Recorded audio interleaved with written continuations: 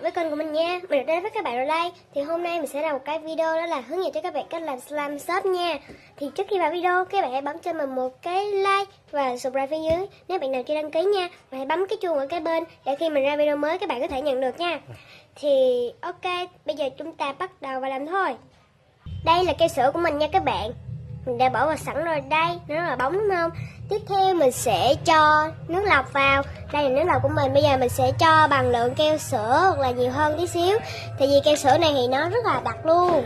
Ok, bây giờ thì mình sẽ quậy đều nha.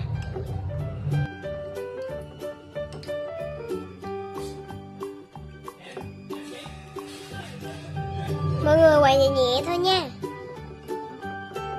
Để ra video này mình đã ra lâu rồi nhưng mà tại vì lúc trước thì mình chưa có shop, mình chỉ có cây sữa thôi.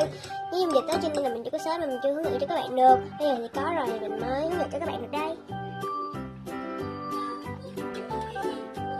Đấy, thấy đều. Và sau đó cho dung dịch rửa miệng vào nha. Đây, dung dịch rửa miệng pha với nước của mình còn như đây. Chắc làm hết luôn á. Mình sẽ cho đều và khuấy cho này nó đặc lại nhé.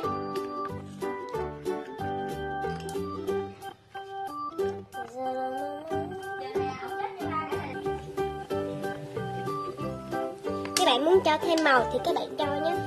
Tí nữa có gì mình cho màu thêm, chứ bây giờ mình để trắng vậy. Tí có gì mình sẽ khi mình cho sớm rồi thấy nó đẹp đó thì để luôn, nếu nó không đẹp lắm thì mình sẽ cho màu vào.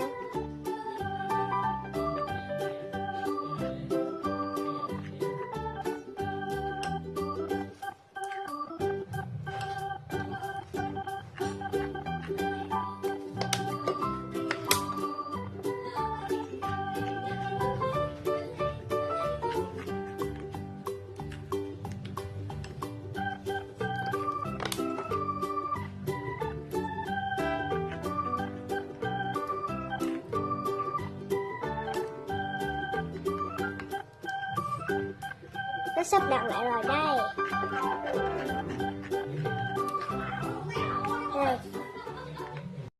Đây mình sau khi mình đã cho dịch vào mình đã được như thế này đây. Nhưng mà mình làm nó phải hơi dính dính cho các bạn, nó vẫn còn hơi dính tay nha. Chứ nó chưa có hẳn là hết dính đâu. Đấy, nó vẫn còn hơi dính dính như thế này. Và còn hơi dính nha các bạn. Và sau đó các bạn sẽ cho xốp vào. Đây là xốp của mình, xốp xanh nhưng mà dễ bị lan màu lắm nên bây giờ mình đâu có cho màu đâu. Và ok, bây giờ mình sẽ cho vào tô này nha. Mình không thích chơi xốp lắm nên mình cho ít thôi. Và sau đó và trộn đều, trộn chừng nào cho nó hết dính tô và hết dính tay của mình nha. Chưa, còn dính tay này.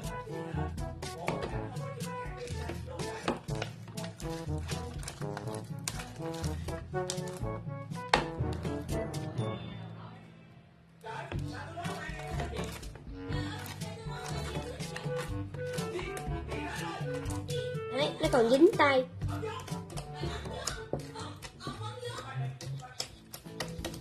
Đấy, bắt đầu nó hết dính tay rồi nè. Cho thêm một miếng xốp nữa nha. Khi mà slime của chúng ta bị chảy á, thì các bạn cho nhiều xốp vào, cho slime vào, đổ slime vào. Nếu các bạn trộn đều một hồi là nó sẽ đặt lại bằng slime shop chơi vui hơn. Thay vì các bạn dùng cái slime đó.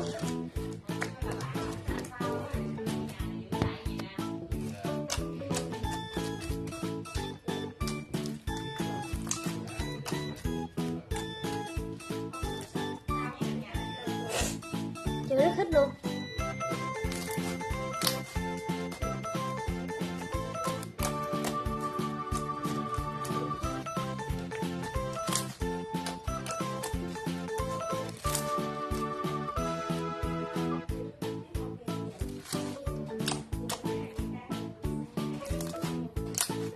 Nó vẫn còn dính tay ấy.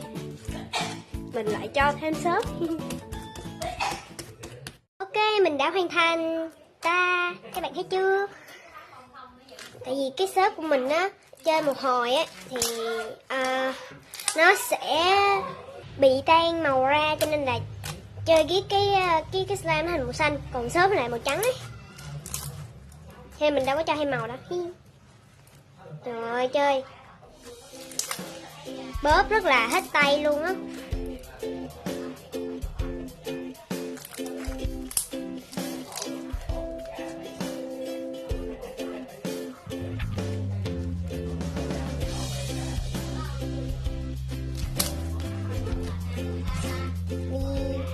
Cái này chơi rất là xốp luôn. Lần đầu tiên mình làm slime xốp mà mình cảm thấy là mình rất là thích cái em này luôn á. Lúc đầu á là chưa giờ mình chơi slime á, mọi người mình làm thử á, thì nó rất là xấu và này nó không đẹp. Nhưng mà bây giờ mình cũng làm được rồi, mà cũng hơi chuyên nghiệp. Mình làm được cái này nè, nó cũng không có đẹp lắm nhưng mà chơi rất là thích.